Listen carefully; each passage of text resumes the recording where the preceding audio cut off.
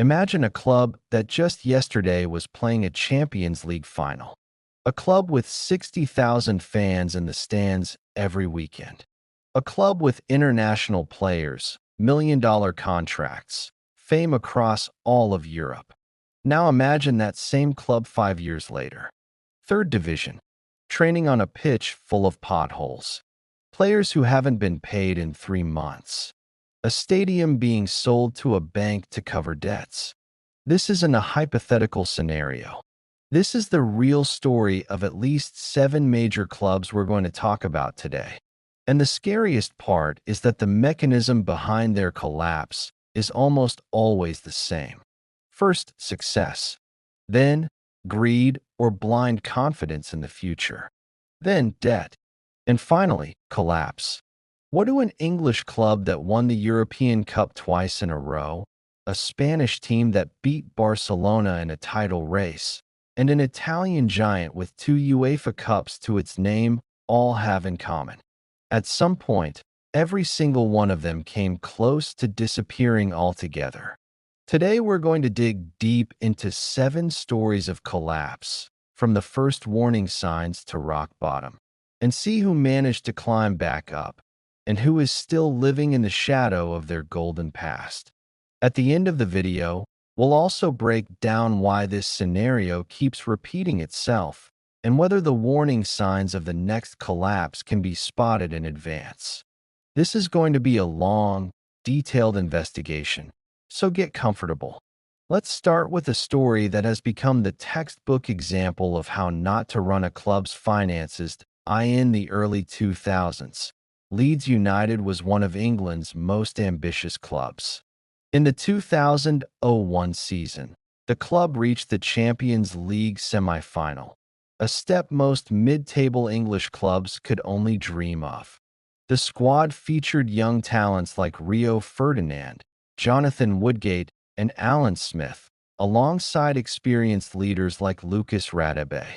The club's leadership, headed by chairman Peter Ridsdale, decided this success wasn't a one-off spike, but the new normal. And they acted accordingly. Large-scale transfers were financed not from existing revenue, but through loans against future income from European competitions. The logic was simple and ultimately fatal. We'll qualify for the Champions League every year, so the debt will pay for itself. But football doesn't work that way.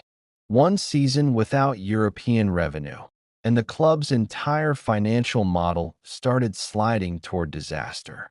Add to that some now infamous, almost comically excessive spending for a football club, such as expensive fish tanks purchased for the club offices, and it becomes clear just how detached from reality the leadership had become. When the team failed to qualify for European competition in the 2001-02 season, the hole in the budget became critical. The club ended up owing banks and creditors a sum various sources estimate at anywhere between 80 and over 100 million pounds, an astronomical figure at the time for a club of that size. A frantic fire sale of assets began, not to strengthen the squad, but simply to pay off creditors. Ferdinand moved to Manchester United for what was then a record fee for a defender. Woodgate went to Newcastle, and other leaders followed. The club was essentially stripped for parts to pay off debts accumulated during its golden years. The result was predictable. A team weakened by the sale of all its leaders was relegated from the Premier League in the 2003-04 season. It was an emotional shock for the entire English football community. A club that had played in a Champions League semi-final just 3 years earlier now found itself in the second tier. But rock bottom hadn't been reached yet.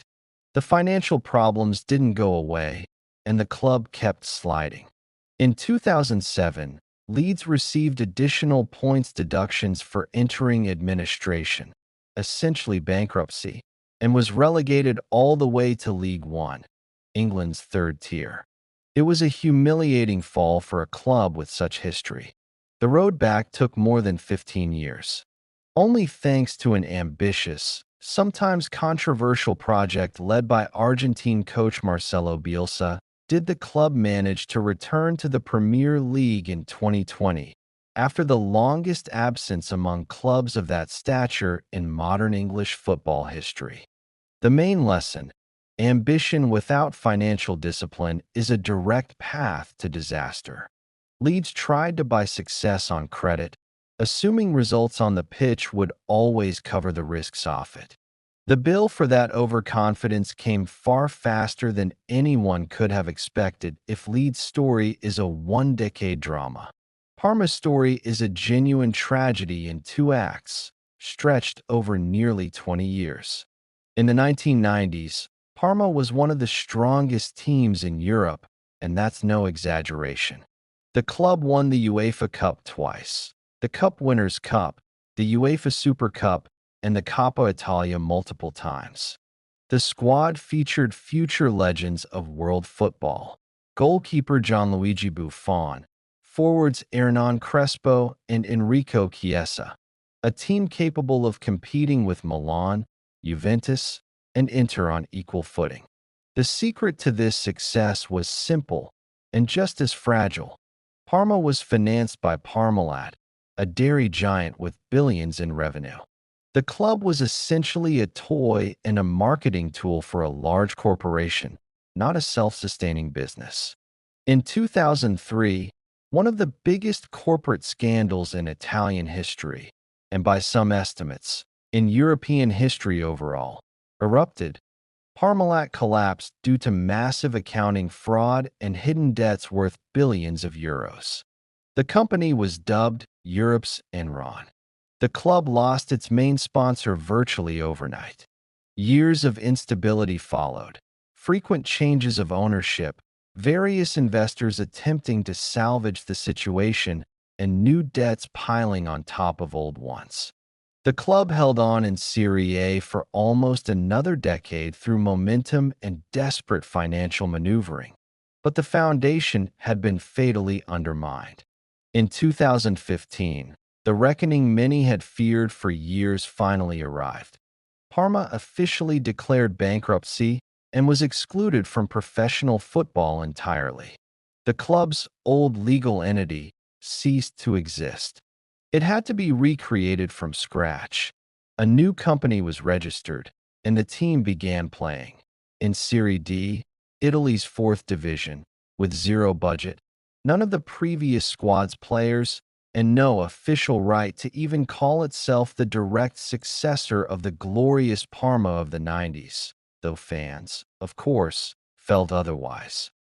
This is one of the most striking examples of collapse in the history of European football. A team that 10 years earlier had beaten giants in European competitions literally started over from the lowest professional tier in the country. The story has a relatively happy ending, and that's exactly why it stands out among the others on our list. Thanks to sound management, the new club climbed through the divisions year after year, with almost no setbacks, and returned to Serie A as early as 2018, going from the fourth division to the top flight in just 3 seasons. It's one of the fastest full recoveries in football history. But the shadow of the 2015 bankruptcy will forever remain part of the club's story as a cautionary tale for others. The main lesson: dependence on a single external sponsor is a financial time bomb. When the sponsor collapses, the club collapses with it, unless it has diversified its revenue sources and built its own sustainable business model in advance. Deportivo La Coruña is perhaps the most underrated story on this list, because the scale of its triumph is often forgotten. In 2000, this relatively small Galician club did what seemed impossible. It won the Spanish league title, beating Barcelona and Real Madrid, the two richest and most decorated clubs in the country, in the title race. It was a genuine footballing miracle, a small city by Spanish standards, and an enormous dream that came true. For the next few years, Deportivo remained a formidable force in Europe. Champions League quarterfinals in 2001 and 2002, and in 2004, a legendary comeback against Milan, the reigning European champions at the time. After losing the first leg 1-4, Deportivo pulled off one of the biggest upsets in the tournament's history, beating Milan 4-0 at home and advancing on aggregate. But behind this success lay a problem very similar to Leeds. The club financed its ambitions through loans, counting on steady income from European competitions and lucrative TV deals. When results gradually declined in the second half of the 2000s, the debt burden accumulated during the years of success became unbearable for a club of that market size.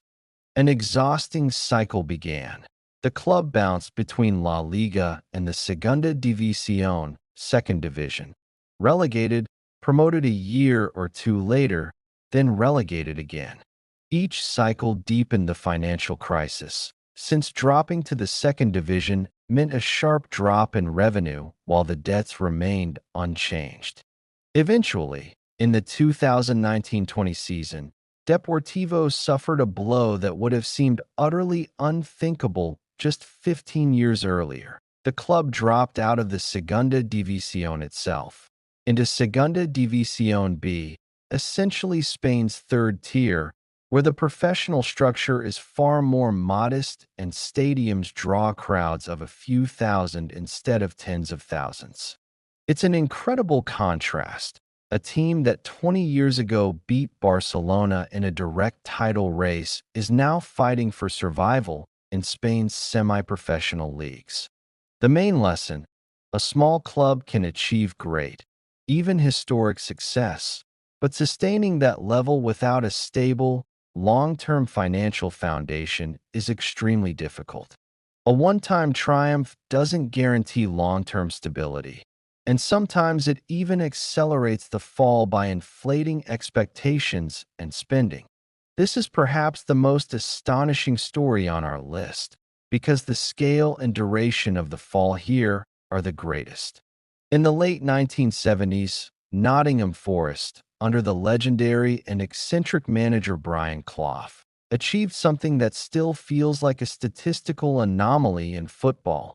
A team that had been playing in England's second division just a year earlier won the European Cup twice in a row, in 1979 and 1980. These were the years when English football dominated Europe, and a small provincial club from Nottingham suddenly became a symbol that managerial genius and team spirit could beat the money of the continent's biggest giants. But without the kind of consistent financial backing that true giants have, sustaining success at that level proved impossible even for Clough. The club remained competitive throughout the 80s, but after Clough departed in 1993, already elderly and in poor health, the team began a slow but relentless slide down the table. Nottingham Forest was relegated from the newly formed Premier League that same year, 1993, a symbolic coincidence fans of the club would long remember with bitterness. The club then bounced in and out of the top flight several times, never finding stability either on the pitch or in the boardroom. The worst was yet to come. In 2005, a club that had been back-to-back European champions, an achievement only a handful of teams in the world could claim at the time, was relegated to England's third tier, League One. For fans who remembered Clough's triumphs, it was almost impossible to process. A club of European stature now found itself among teams few had heard of outside England.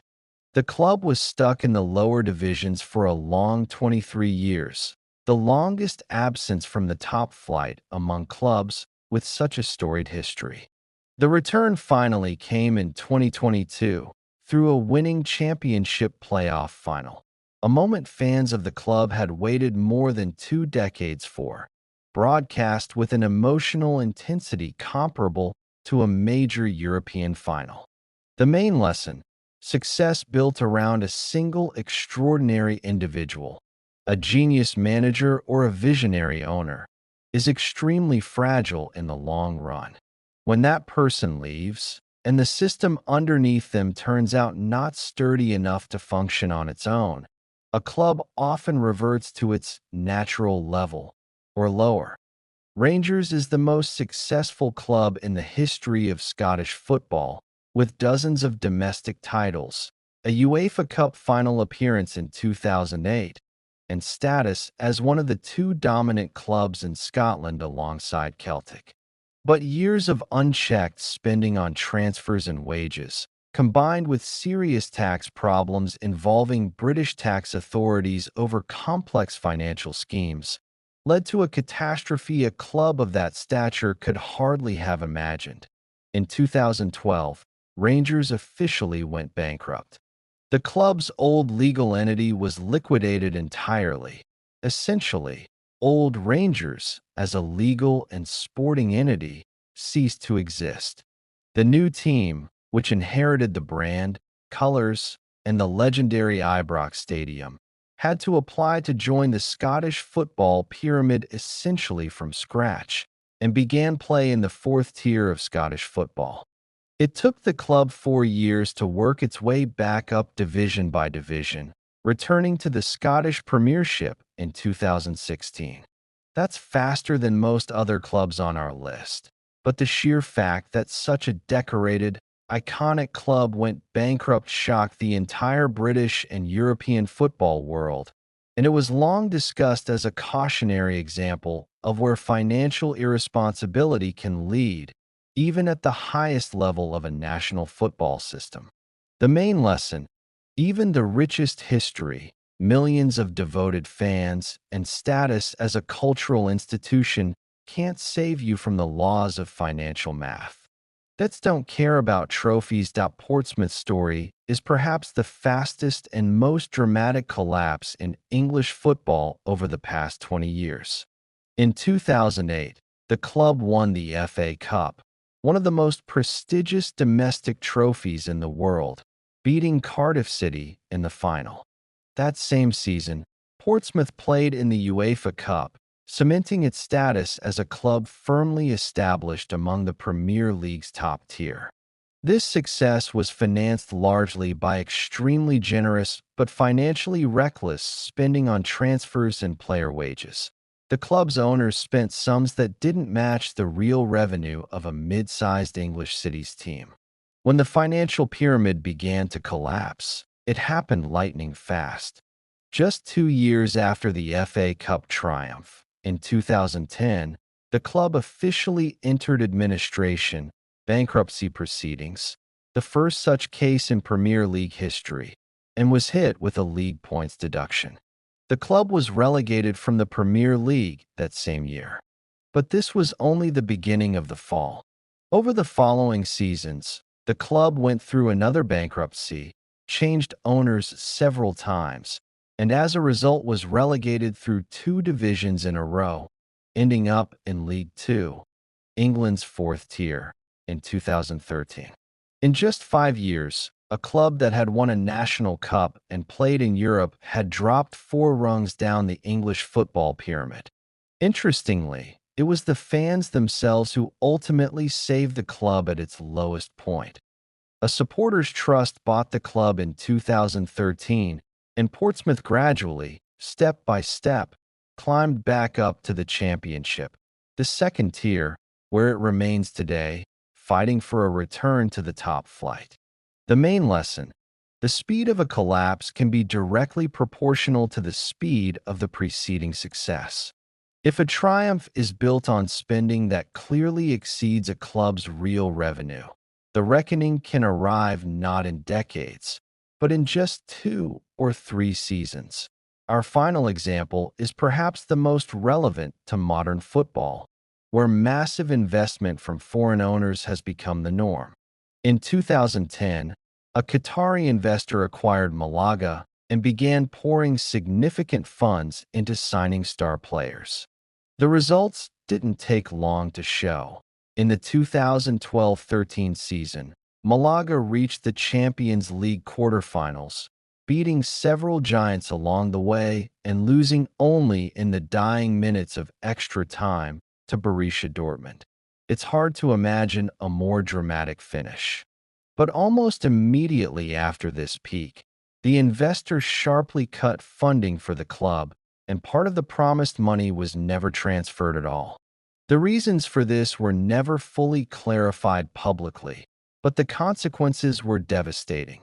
The club couldn't pay wages. UEFA banned Málaga from European competitions for several seasons over financial violations, and the best players had to be urgently sold off. Without its star squad and without stable funding, the club began sliding rapidly down the La Liga table and was eventually relegated. The fall continued further. In 2020, Málaga dropped out of the Segunda División, second division, into Spain's third tier, just 7 years after playing in a Champions League quarterfinal. The main lesson: dependence on the generosity of a single foreign investor is just as dangerous as dependence on a single corporate sponsor.